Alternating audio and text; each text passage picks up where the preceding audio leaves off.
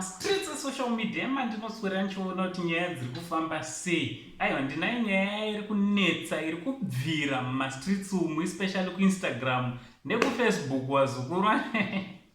Nyaya iri kutenderera zvakanyanya yandinoda kuti ndinge ndiri ndinokuzivisai kuti vazukuru vangu musanyanyosare.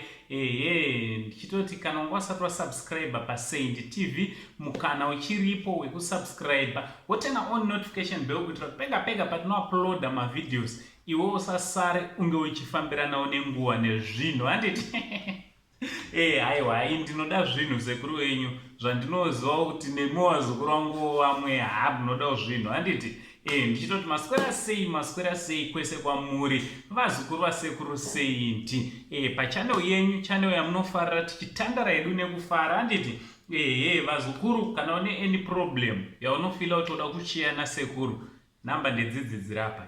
Handiti unongobata sekuru ipapa tobva tataurirana sasekuru nevazukuru vavo. Handiti so inzwai vazukuru, inzwai. Pane vanonzi Michelle ndiye akanga ari manager wa the late Genius Kadungura. Handiti may his soul continue resting in peace. So Michelle vakabva vakawana rudo rwavo. Vane muchinda aripo anonzi the Hell Commander. Chandaitotya kutotaura nezvakeka izita iri rekuti the Hell Commander. Asi nhasi tangotoone kuda kwechiitiko chaitika, regai tingotaurawo nezvake. Handiti so muchinda uyu akamboenda kuCape Town some 2-3 days ago, obva azonosvika paakasangana nemusikana anonzi Njuzu. Pane musikana anonzi Njuzu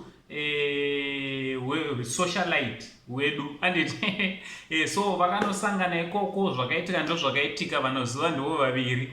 So nyaya yacho yanga ichinetsa mastreets esocial media, especially kuInstagram, nokuti ndo kwavo kwavanonyanyotambira. Handiti so this is what happened. Muchinda uyu azoonekwa achipa Michelle motikari iri panapa yamuri kuona iyo. Meno munozvoonawo sevazukuru yesori kuti watezva zvatakaita zvakaitika. Sorry mumwe wangu. So vamwe vedu tinoti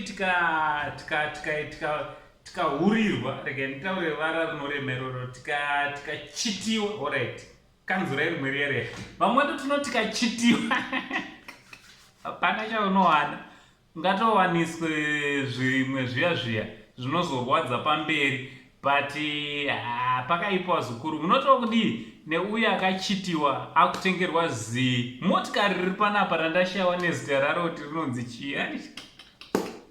Ngataurira nomacomments vazukuru kuti munofunge kuti munhu akaita dzaaita nekuti ane mari anobva kuti sorry vhara muromo. Uchataura kuti kudii pakadai. From Uncle saying the only Zimbabwean uncle, ndo zviri kuitikawo kumayadhuku yekuInstagram. Chibva tati much love.